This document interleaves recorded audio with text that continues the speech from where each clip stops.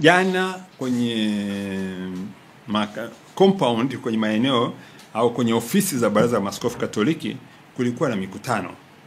Kwa hiyo walikuwa wamealikwa watu wa aina mbalimbali. Na kweli watu walifanya kazi mpaka jioni. Sana wengine mpaka usiku.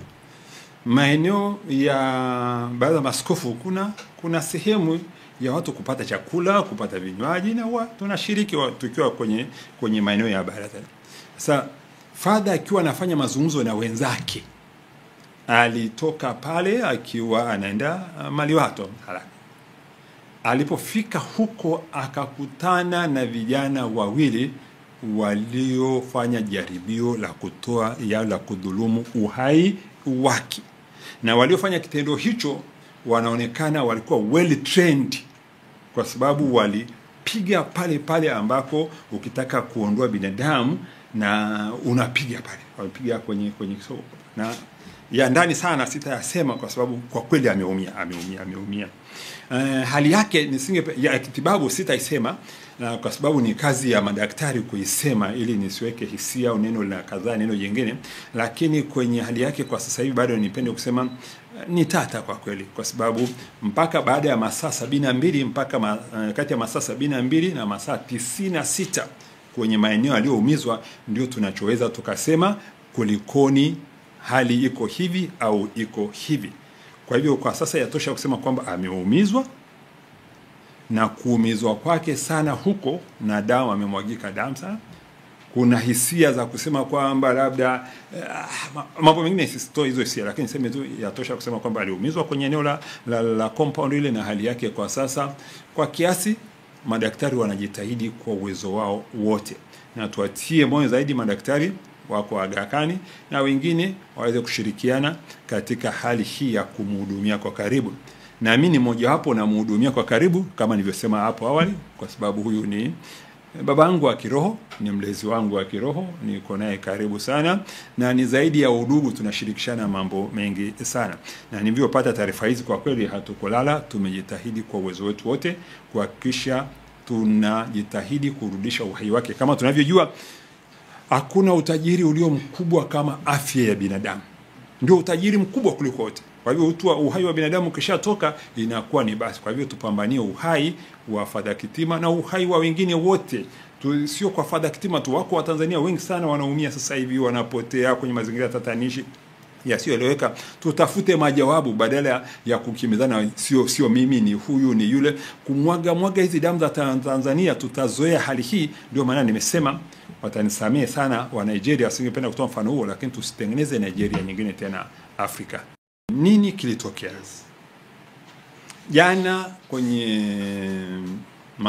compound, kwenye maeneo au kwenye ofisi za Baraza la Maaskofu Katoliki kulikuwa na mikutano. Kwa hiyo walikuwa wamealikwa watu wa aina mbalimbali. Na kweli watu walifanya kazi mpaka jioni. Sana wengine mpaka usiku. Maeneo ya Baraza la Maaskofu kuna sehemu ya watu kupata chakula, kupata vinywaji, na tunashiriki tukiwa kwenye maeneo ya baraza. Sasa Father akiwa anafanya mazungumzo na wenzake, alitoka pale akiwa anaenda Maliwato. Alipofika huko akakutana na vijana wawili waliofanya jaribio la kudhulumu uhai wake. Na waliofanya kitendo hicho wanaonekana walikuwa well trained, kwa sababu walipiga pale ambako ukitaka kuondoa binadamu na unapiga pale. Walipiga kwenye na ya ndani sana sitayasema kwa sababu kwa kweli ameumia. Hali yake ya kitibabu sitaisema kwa sababu ni kazi ya madaktari kuisema ili nisiweke hisia au neno la kadhaa neno jingine, lakini kwenye hali yake kwa sasa hivi bado nipende kusema ni tata kwa kweli, kwa sababu mpaka baada ya masaa 72 mpaka kati ya masaa 72 na masaa 96 kwenye maeneo aliyoumizwa ndio tunachoweza tukasema kulikoni, hali iko hivi au iko hivi. Kwa hivyo kwa sasa yatosha kusema kwamba ameumizwa, na kuumizwa kwake sana huko na damu, amemwagika damu sana. Kuna hisia za kusema kwamba labda mambo mengine sisitoi hizo hisia, lakini niseme tu yatosha kusema kwamba aliumizwa kwenye eneo la compound ile, na hali yake kwa sasa kwa kiasi madaktari wanajitahidi kwa uwezo wao wote, na tuatie moyo zaidi madaktari wako Aga Khan na wengine waweze kushirikiana katika hali hii ya kumhudumia kwa karibu.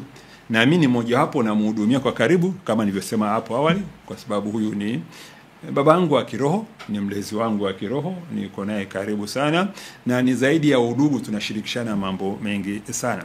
Na nilivyopata taarifa hizi, kwa kweli hatukulala, tumejitahidi kwa uwezo wetu wote kuhakikisha tunajitahidi kurudisha uhai wake. Kama tunavyojua, hakuna utajiri ulio mkubwa kama afya ya binadamu. Ndio utajiri mkubwa kuliko wote. Kwa hivyo uhai wa binadamu ukishatoka inakuwa ni basi. Kwa hivyo tupambanie uhai wa Father Kitima na uhai wa wengine wote. Sio kwa Father Kitima tu, wako wa Tanzania wengi sana wanaumia sasa hivi, wanapotea kwenye mazingira tatanishi yasiyoeleweka. Tutafute majawabu badala ya kukimbizana, sio mimi ni huyu ni yule, kumwaga hizi damu za Tanzania. Tutazoea hali hii. Ndio maana nimesema, watanisamehe sana wa Nigeria, wasingependa kutoa mfano huo, lakini tusitengeneze Nigeria nyingine tena Afrika.